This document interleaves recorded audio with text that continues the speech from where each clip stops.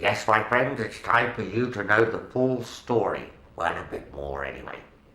You probably noticed the pre-immersion chamber that's surrounding you and the electrolyte fluids that are maintaining your pre-analysis state, which effectively means that I'm talking to myself as you're almost entirely comatose.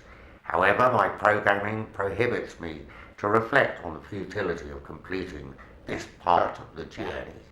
As you may recall, Deroid, myself, and Deroid Mark II were created by the now deceased Professor Dweeb, and there may be some questions that arose from my previous interminable diatribe. For instance, how did I manage to survive the fairly extensive head wound caused by Deroid 2's attack? Simply, I didn't. Or rather, the clone cyborg designed by our true creator didn't.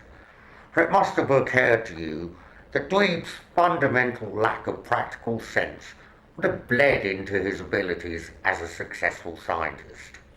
And of course he wasn't one. And so to the crux. 7 years ago, an extremely talented but somewhat ruthless and tunnel-visioned scientist by the name of Professor Wen had her genetic research cut due to budgetary considerations relating to its practical application and ethical issues. The Coca-Cola organization shut down its entire human genome cloning and robotics facility after the rather disastrous examples that were currently languishing in their penal institution, and Wen's lab was left to face the revenge of nature. Unbeknownst to them, she then returned to recommence her research, which you recently have so kindly, if somewhat unknowingly, contributed to.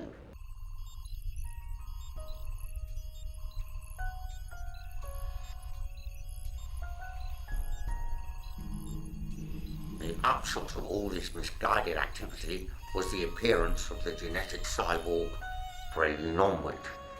After he'd been successfully integrated into popular culture, she was emboldened by her efforts, and so added to her many calumnies by creating Professor Dweeb, programming in him an insatiable desire to conquer the media world and reflect her own strange obsessions.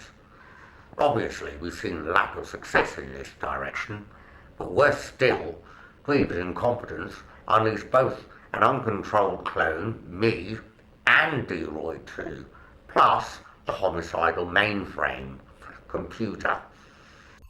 Everything that has followed has been Wen's attempt to tidy up these rather messy results.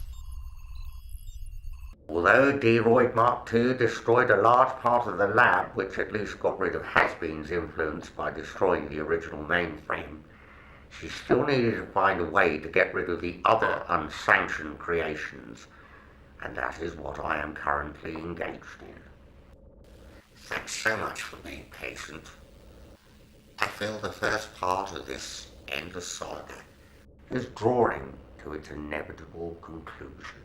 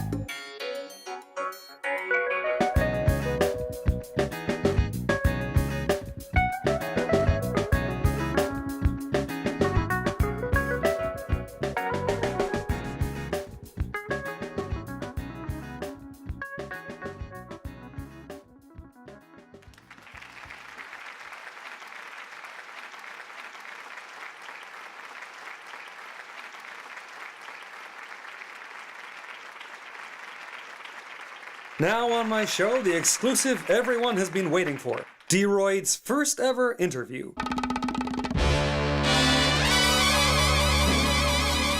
So, Deroid, we've all been anxious to hear what you really sound like when you talk. How about saying a medium-sized hello to the studio audience?